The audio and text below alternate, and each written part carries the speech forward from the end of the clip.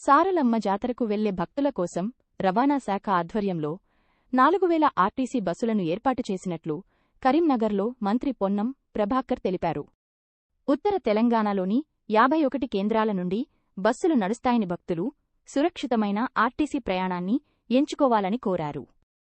పిల్లలు తప్పిపోకుండా పోలీస్ శాఖ ప్రవేశపెట్టిన క్యూఆర్ కోడ్ విధానాన్ని ప్రతి ఒక్కరూ ఉపయోగించుకోవాలని ఆయన సూచించారు.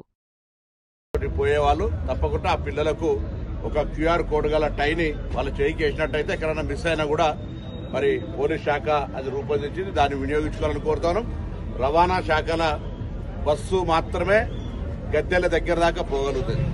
సురక్షిత ప్రయాణం అన్ని రకాల ఏర్పాట్లు సౌకర్యాలు చేయడం జరిగింది. నిన్న కూడా నేను సమ్మక్క సారమ్మ దేవాలయానికి వెళ్లి మరి సర్వే జన సుఖినభవ అందరూ బాగుండాలని కోరుకున్నాం. ఇవాళ శ్రీ వెంకటేశ్వర స్వామి రథసప్తమి, ఆ సూర్య భగవానుడి ఆశీర్వచనం, ప్రకృతి అంతా సర్వేజన సుఖినోభవగా సమృద్ధి వర్షాలు పాడి పంటలతో ఆరోగ్యంగా ఉండాలని మరొకసారి భగవంతులను ప్రార్థిస్తాను.